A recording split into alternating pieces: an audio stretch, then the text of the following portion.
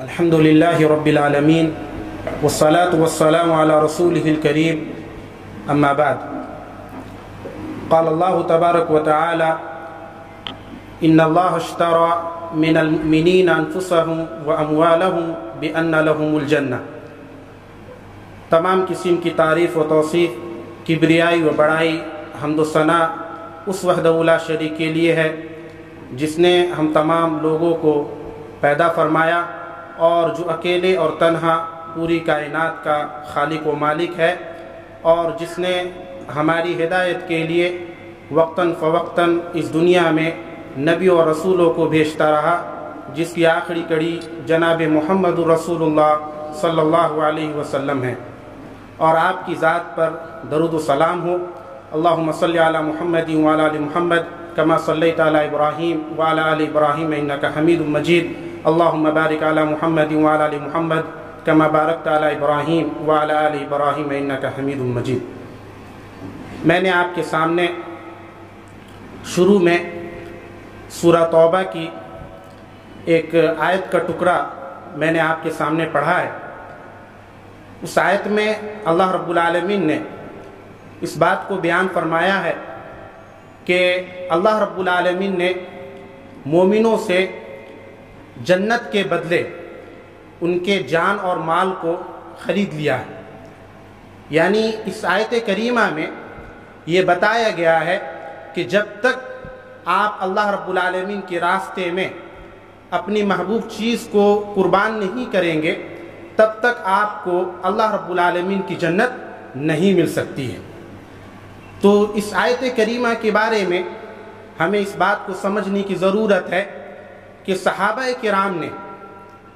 ہم تک جو دین اسلام کی جو تعلیمات پہنچی ہیں، انہوں نے اپنی جانوں کی قربانی دی ہے، اپنے مالوں کی قربانی دی ہے، اور اپنے اوقات کی قربانی دے کر ہم تک اسلام کی صحیح تعلیمات انہوں نے پہنچایا۔ اسی لیے ہمیں چاہیے کہ ہم صحابہ کرام کی قربانیوں کی قدر کریں، اور اس کے ساتھ ساتھ صحابہ کرام نے جو مختلف قسم کی قربانیاں دی ہیں، چاہے اپنے جانوں کی ہوں، چاہے اپنے مالوں کی ہو، یا یہ کہ اپنے اوقات کی ہو، اس کو اپنے ذہنوں میں تازہ رکھنے کی ضرورت ہے۔ آپ کو یہ بات معلوم ہے، اور جو شخص تاریخ کی کتابوں کو پڑھتا ہے وہ اس بات کو جانتا ہے کہ جب صحابہ کرام سب سے پہلے اللہ رب العالمین کے دین کو انہوں نے قبول کیا،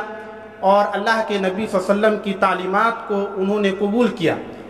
تو انہیں بہت ساری پریشانیوں کا ان کو سامنا کرنا پڑا، اور انہیں جسمانی تکالیف کو بھی برداشت کرنا پڑا۔ جیسے کہ تاریخ میں اس بات کا ذکر ملتا ہے کہ مصعب بن عمیر رضی اللہ تعالیٰ عنہ جب یہ اسلام قبول کرتے ہیں اور اللہ رب العالمین کے دین کو قبول کرتے ہیں،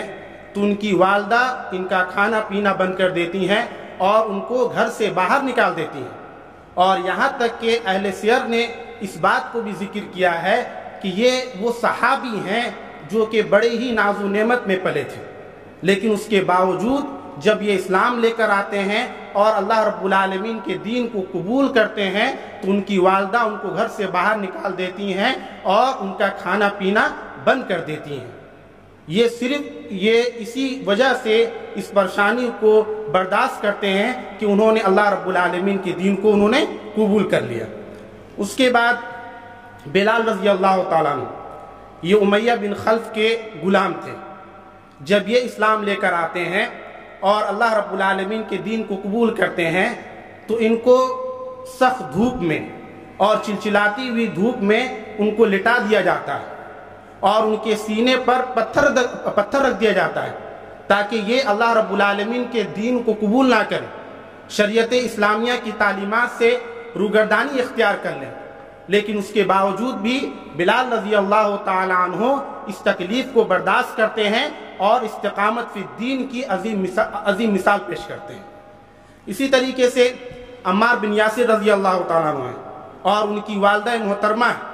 جب یہ دونوں اسلام لے کر آتی ہیں تو ان کو بھی مشرکین مکہ ستاتے ہیں اور ان کو بھی تکلیفیں دیتے ہیں، یہاں تک کہ یہ ظلم و ستم کو برداشت نہیں کر پاتے ہیں اور اللہ رب العالمین کے راستے میں عمار بن یاسر رضی اللہ تعالیٰ عنہ اور ان کی والدہ شہید ہو جاتی ہیں۔ اور اسی طریقے سے خباب بن ارت رضی اللہ تعالیٰ عنہ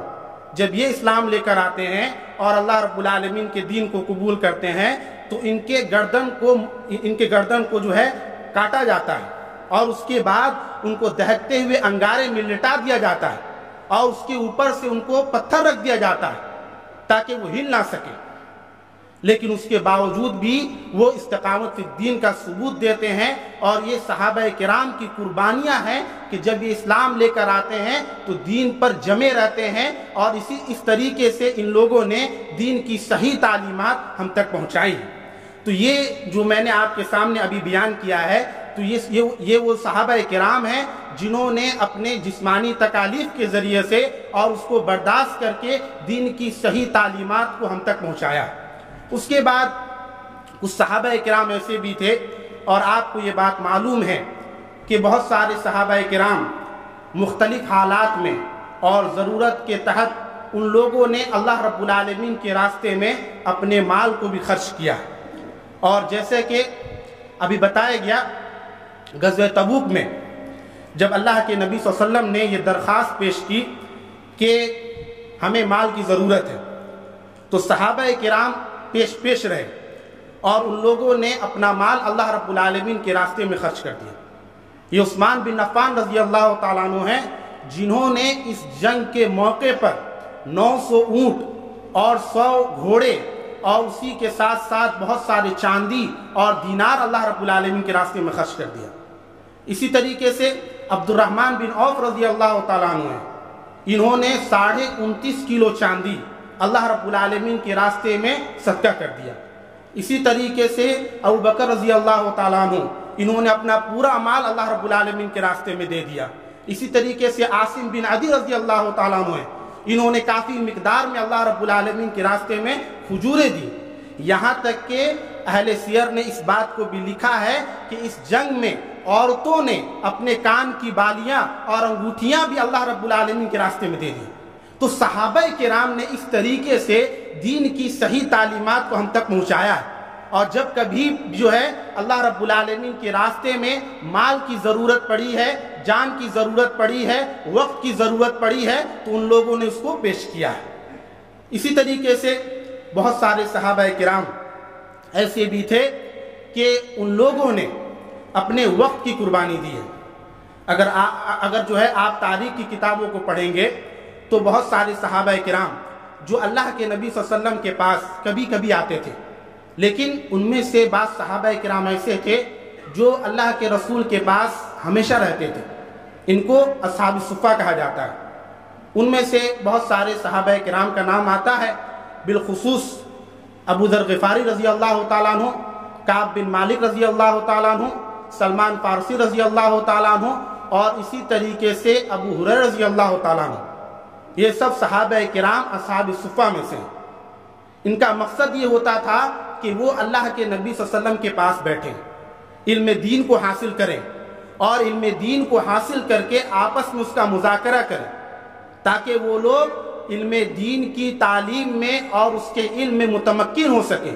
اور دوسروں تک اللہ کے نبی صلی اللہ علیہ وسلم کی تعلیمات کو اور اللہ اس کے رسول کے احکامات کو صحیح انداز میں، اچھے اسلوب میں، اور اللہ کے نبی صلی اللہ علیہ وسلم کے بتائے ہوئے قول کی روشنی میں اس کو پہنچائیں۔ تو اس طریقے سے صحابہ کرام نے اپنے وقت کی بھی قربانی دی ہے، تب جا کر ہم تک جو ہے اسلام کی صحیح تعلیمات پہنچی ہیں۔ لیکن آج بہت سارے لوگ ایسے ہیں جو کہ صحابہ کرام کو گالیاں دے رہے ہیں، ان پر طعن و تشنیع کر رہے ہیں، ان پر انگلیاں اٹھا رہے ہیں۔ یہ تمام لوگ جو ایسا کام کر رہے ہیں ان کے پیچھے ان کے بہت سارے مقاصد ہیں۔ ان میں سے ایک اہم مقصد یہ ہے کہ ایسے لوگ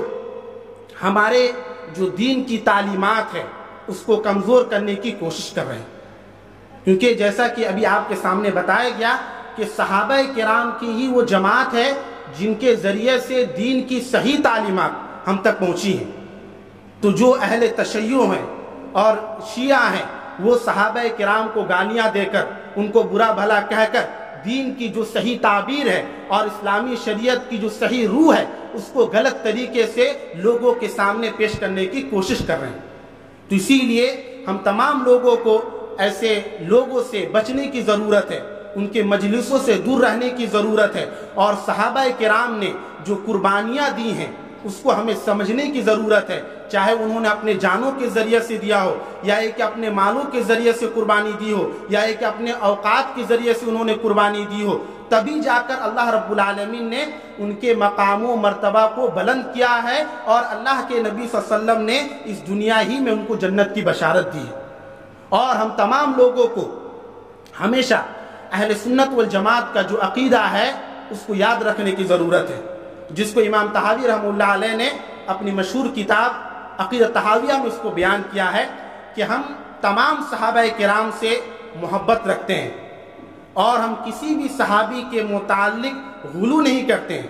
بلکہ ہم انصاری صحابہ سے بھی محبت کرتے ہیں، مہاجرین جو صحابی ہیں ان سے بھی محبت کرتے ہیں، اور کسی کی محبت میں غلو سے کام نہیں لیتے ہیں، اور ہم تمام صحابہ کرام کا نام خیر کے ساتھ ذکر کرتے ہیں، اور ہم صحابہ کرام سے محبت رکھنا اپنے ایمان کا حصہ سمجھتے ہیں، اور جو شخص صحابہ کرام سے نفرت کرتا ہے وہ شخص منافق ہو۔ اور یہاں تک کہ اللہ کے نبی صلی اللہ علیہ وسلم نے اس بات کو بیان فرمایا کہ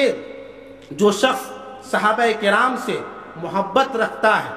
وہ گویا کہ اللہ رب العالمین ان سے محبت رکھتا ہے،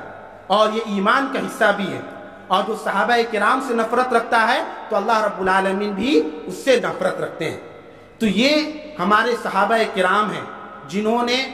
اپنی قربانی کے ذریعے سے دین کی تعلیمات ہم تک پہنچائی ہیں، اور اس کے ساتھ ساتھ جو اہل سنت والجماعت کا جو عقیدہ ہے اس کو ہمیں سمجھنے کی ضرورت ہے، اور اگر کوئی شخص صحابہ کرام پر لعن و طعن کرتا ہے، ان پر طعن و تشنیع کرتا ہے، تو ایسے لوگوں سے ہمیں دور رہنے کی ضرورت ہے اور ان کے مجلسوں میں جانے کی ضرورت نہیں ہے۔ آخر میں اللہ تعالیٰ سے دعا ہے کہ اللہ تعالیٰ ہم تمام مسلمانوں کو نیک عمل کرنے کی توفیق عطا فرمائے، اور ہم تمام لوگوں کو صحابہ کرام کی قربانیوں کو سمجھنے کی توفیق عطا فرمائے، اور ہم تمام لوگوں کو کتاب و سنت کے مطابق زندگی گزارنے کی توفیق عطا فرمائے۔ آمین۔ وآخر دعوانا ان الحمد للہ رب العالمین۔